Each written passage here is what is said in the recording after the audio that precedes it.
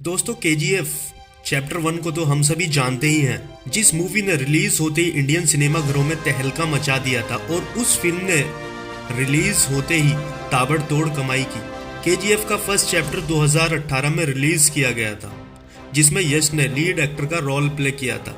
KGF chapter 1 में हमको जबरदस्त एक्शन देखने के लिए मिला था कि कैसे यश एक कोल माइन में घुसते हैं और कैसे गरुणा को मारकर कोल माइन पर कब्जा कर लेते हैं।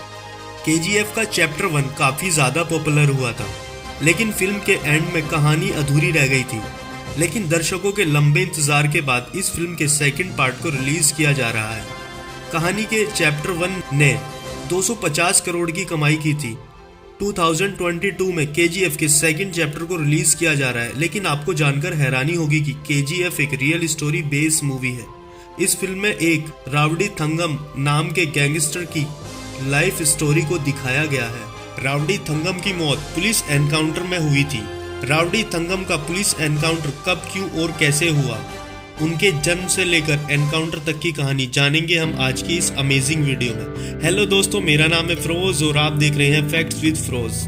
दोस्तों, अगर आप केजीएफ के फैन हो तो चैनल को सब्सक्राइब कर दो। मैं ऐसा इसलिए बोल रहा हूँ कि आप मुझसे जुड़ जाओगे और मैं हमेशा ही ऐसी ही इंफॉर्मेटिव वीडियोस लाता रहता हूँ।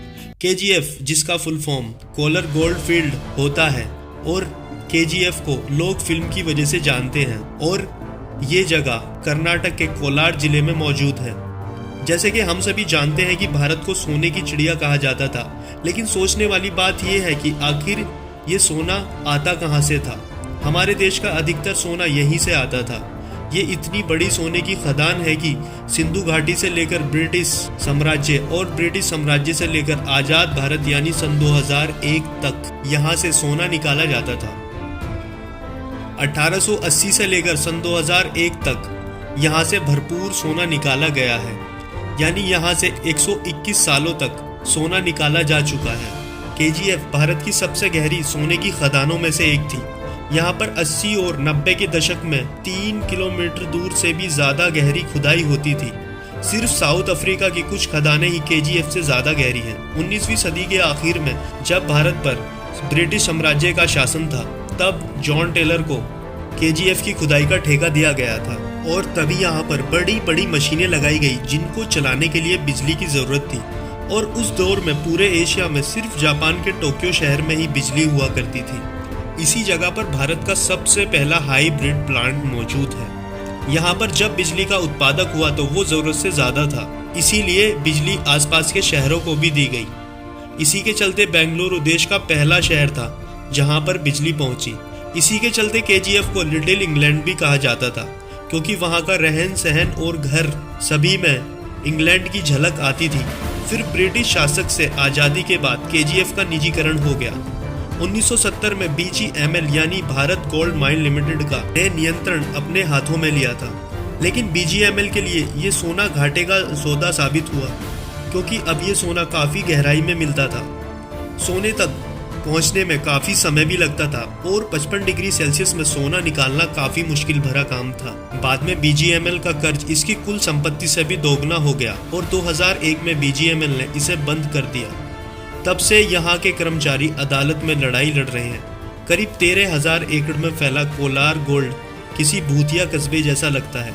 2016 में प्रधानमंत्री नरेंद्र मोदी ने केजीएफ की नीलामी की घोषणा कर दी। वैसे तो इसके आसपास के इलाकों को मिनी इंग्लैंड कहा जाता था, लेकिन यहाँ के काम करने वाले लोगों की हालत फिल्म में दिखाए गए लोगों के जैसी ही थी, क्योंकि इन आलीशान घरों में सिर्फ अंग्रेज और बड़े अधिकारी ही रहते थे। फिल्म में तो उन लोगों को बचाने के लिए उनका मसीहा आता है, लेकिन असल जिंदगी में ये किरदार राउडी थंगम की लाइफ स्टोरी से इंस्पायर है।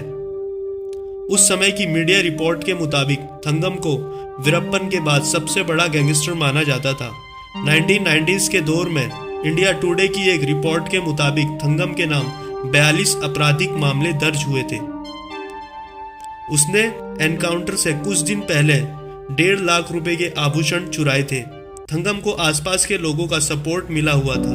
आभूषण वाली डकैती से पुलिस बेहद ही शर्मिंदा थी, जिससे थंगम को देखते ही गोली मारने का ऑर्डर था। जब थंगम का एनकाउंटर किया गया तब वो सिर्फ 25 साल का था। 27 दिसंबर 1997 को आंध्र प्रदेश के चिंतूर जिले के कुप्पम में थंगम को गोली मारकर उसका एनकाउंटर कर दिया गया। पुलिस ने मुठभेड़ में उसके तीनों भाइयों की भी गोली मारकर हत्या कर दी। फिल्म में रॉकी अपनी माँ को प्रेरणा मानता है, वैसे ही कुछ थंगम भी करता था। थंगम बचपन में अपनी माँ के साथ केजीएफ में काम करने के लिए आया था। फिल्म में रॉकी की माँ, जो कि गरीबी से तंग आ चुकी थी, अपने बेटे से एक वादा मांगती है कि जब वो मरे तो वो अमीर मरे। इसी के चलते थंगम ये सब काम करता था। दोस्तों, आपका क्या कहना है केजीएफ के बारे में, मुझे कमेंट सेक्शन में ज़रूर बताना। अगर आप केजीएफ के फैन हो तो वीडियो को कर दो लाइक, चैनल को कर दो सब्सक्राइब। मिलते हैं किसी और अमेजिंग नेक्स्ट वीडियो में, तब तक के लिए जय।